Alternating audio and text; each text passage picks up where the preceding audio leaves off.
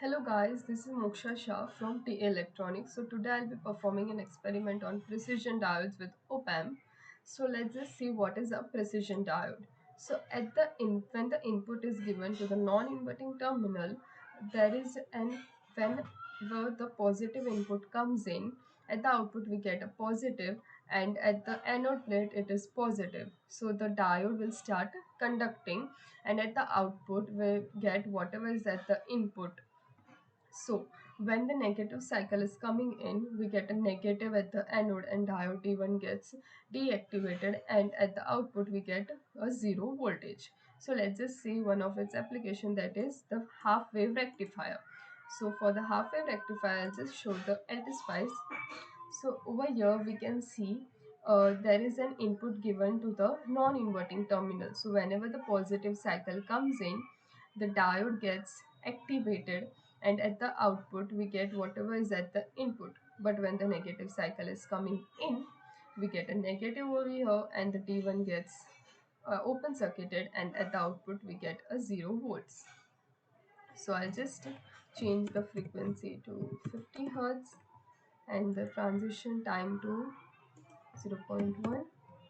So let's just run. Are we getting the same output, this sinusoidal wave? And yes, whenever my input positive cycle, I'm getting the output. Whenever it is a negative cycle, it is a 0 volts. So this was the basic half wave rectifier. So there is a problem with the basic half wave rectifier, is that whenever I go on increasing the frequency, I see some kind of a distortions. So at 1K we can see there is a distortion that is occurring over here. So this is the drawback of the half wave rectifier. To overcome that, we have a modified half wave rectifier. So I'll just open the LT-Spice. So if I'll open the modified half wave rectifier, so over here we can see there's a two diodes D1 and D2. So input is given to the inverting terminal. Whenever the positive cycle comes in, so over here the D2 gets activated and the D1 gets open circuited as negative is coming across the anode. So at the output it acts as an open loop, and at the output we get a 0 volts. But when the negative cycle is coming in over here, D2 gets open circuited, and at the output now D1 is connected, so it gets start conducting, that is the closed switch, and whatever is at the input we get at the output, that is with the same inverting gain, that is minus RF by R1. So let's just run it. So this was the basic half wave rectifier. If I show you all for the now I'll show you all for the modified one. So over here we can see that there is a a less amount of distortions that we are able to observe. At 1K also there is a very less amount of distortion, but at in the half wave rectifier basic one there was a lot of distortion. So this was the modified half wave rectifier. Now I'll show you all the full wave rectifier. So I'll just close this off and open the full wave rectifier. So in the full wave rectifier, we can see whenever the positive input is coming at the inverting, at the output we get a negative. So this negative goes to the D1, so D1 gets on and D2 gets open circuited. So this negative part goes to the inverting terminal of the second op amp, and at the output we get a positive output. So whenever the negative cycle is coming over here, at the output we have a positive, and D2 gets on and D1 gets off. So when D2 is getting on, it goes to the non-inverting op amp. So whatever positive we were getting gets to the input of the non-inverting, and at the output also we get a positive. So for the full wave we are getting, if even if it is a positive wave or a negative cycle, we get a positive wave. So let's just see.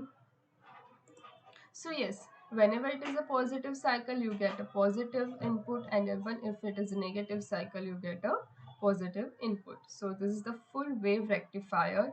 But in this also we can see, if we go on increasing the frequency, there is some kind of distortion will observe.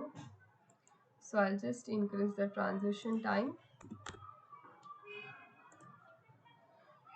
This is because the op-amp is taking some time to change its states, because of which we are finding this distortions. If I increase further to, let's say, 5k, you all can see the distortions more. So this is because if I use another op-amp with a more slew rate than the OP07, you might get a less distortion. So this was the full wave rectifier. So now I'll go to the clippers. Now I'll just open the clipper circuit, go to the file, open. I'll show you all the negative clipper first. So for the clipper of the negative or the positive clipper, there is just the change of the diode. So at the output we are connecting anode, and for the negative clipper, so whenever the positive cycle comes in, so there is an VREF which is being compared. So I'll just show you all for the positive VREF. So at the VREF is more and my input is less. So over here we have more positive, and over here there is less positive. So D1 gets off, and at the output we get a 0 volts. But as my input is more than my VREF value, over here we get more positive and D1 gets activated, and whatever is at the input is being tracked by the output. So I'll just show you all that. This is the input and this is the output. As we can see, my input is less than the VREF, so I'm getting a 0 volts. But as my input increases, I'm getting a proper value, whatever is at the input, by the output. So this is the negative clipper. So if I change the VREF to minus VREF, so let's see what just happened. So over here, my input value is much more than this minus 0.25. So my D1 is in the on state, because of which I'm getting this wave. And whenever my input voltage is going much negative than the 0.25, the D1 gets in the off state, so it is a 0 volt over here, which we see. So this was about the negative clipper. So I'll show you all for the positive clipper also. So over here we can see, whenever the we see that there is a diode which has reverted for the positive clipper. So whenever the positive cycle comes in, the diode gets off state and the output will go 0 volt. I meant, like, whenever my VREF value, I'll show you all for the positive first. Whenever my VREF value is much more and my input value is lesser, and so over here we have positive and over here we have negative, so D1 gets activated, and whatever is at the input we get at the output. But whenever my V input value is much more than the VREF value, there is a positive over here, so D1 gets in the off state. So as we can see over here, whenever my input voltage is lesser, so my D1 is activated and I'm getting the whatever is at the input at the output. But my input is going increasing, so D1 is going in the off state. So this was for the positive clipper. If I show you all for the negative VREF, yeah, I extracted the slash. Okay, so as we can see, whenever my input is much more than this minus 0.25, my diode is in the off state. Now when my input voltage went much more negative, that is lesser than the 0.2 minus 0.25, I got whatever was at the input at the output. So this was all about the positive clippers.